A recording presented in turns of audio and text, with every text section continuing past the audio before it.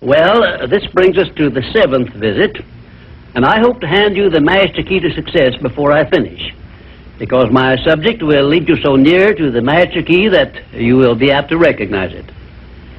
As I have suggested in previous visits, a positive mental attitude can clear away all obstacles which stand between you and your major purpose in life.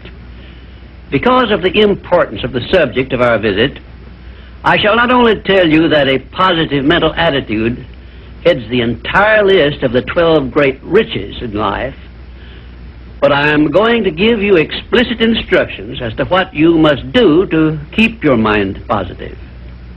In all the success books I have written, I have never suggested to my readers what they should do without clearly telling them how to do it.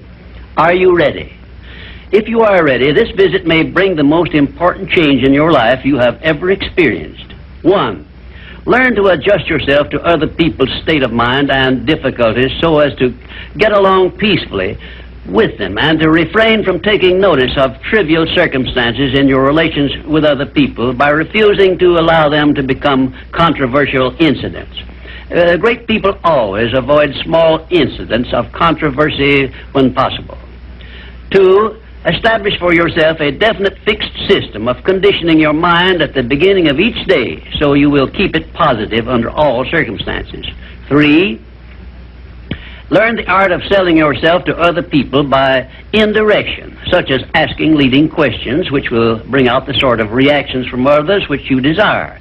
And do not permit yourself to be drawn into argument over unimportant subjects.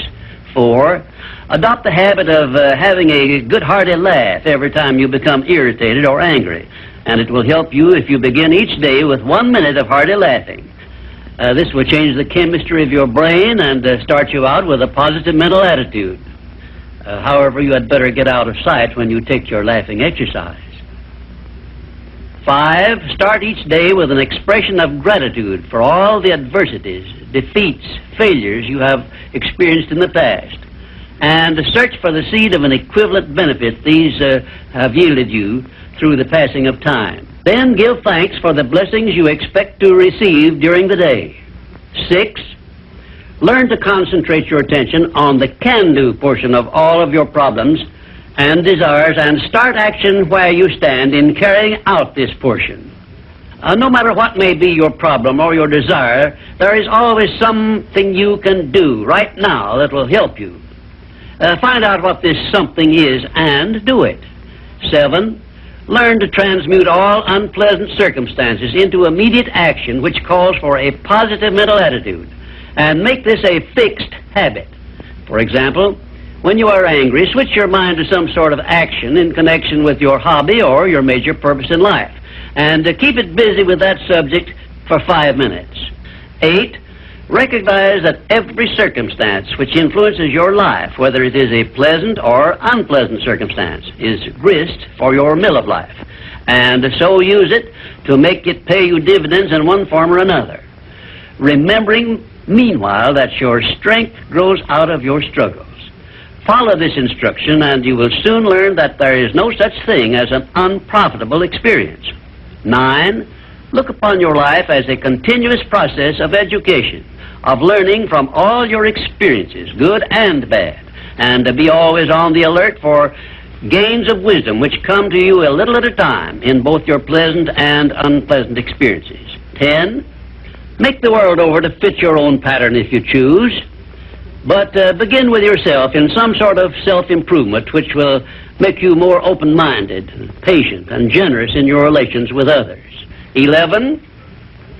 Express gratitude twice daily for your recognition of the fact that you have been given complete control over your own mind, and ask for guidance in order that you may use this profound gift wisely in all your thoughts and acts. 12. Go out of your way daily to comment enthusiastically on the good qualities of those with whom you live and work, but do not mention their negative qualities. Then observe with benefit to yourself how quickly others will begin to concentrate on your good qualities. Remember, I'm still talking about how to keep your mind positive. And 13, Accept all criticism of yourself as an occasion for self-examination to determine how much of it is justified, and you will be sure to make startling discoveries about yourself which will help you to the remainder of your life. 14.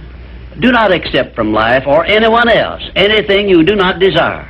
And remember that Mahatma Gandhi proved himself to be more powerful than the great British military forces by this simple method of passive resistance. 15. Remember always that there are two kinds of circumstances which cause you to worry. Those you can do something about, and those you can do nothing about. Nothing, that is, except to use passive resistance and refuse to permit them to worry you. 16. Keep your mind eternally engaged in thinking of that which you desire most, your major purpose in life, so no time will be left for you to waste on thinking of that which you do not want. And let me digress here while I tell you we are now rubbing elbows with the great master key of success this very moment.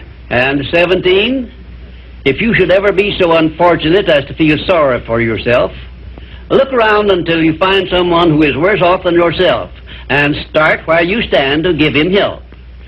Make this procedure a habit, and you will witness one of the great miracles of life, because that which you do to or for another, you do to or for yourself.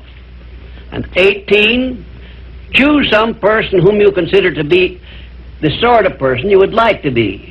Then go to work and emulate that person in every way possible.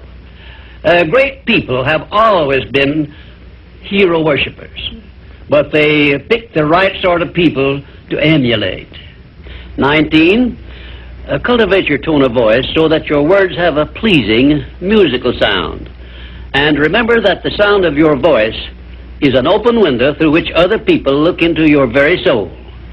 It will be a profitable investment if you will get a tape recording machine and record samples of your voice daily while you practice the art of expressing yourself through a friendly sounding voice. If you are engaged in selling, this practice will quickly pay off in monetary dividends.